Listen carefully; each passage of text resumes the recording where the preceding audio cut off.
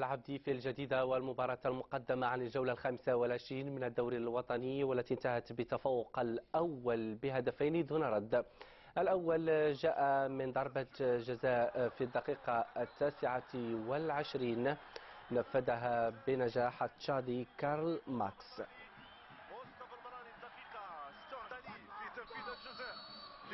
قبل أن يضيف نبيل كولاس الهدف الثاني للدفاع الحسني الجديد في الدقيقة 86، وبهذا الفوز رفع الدفاع الجديدي رصيده في المركز الرابع إلى 39 نقطة، فيما يتمركز المغرب الفاسي سابعا ب 33 نقطة. هدف يؤكد انتصار الدفاع الحسني الجديدي.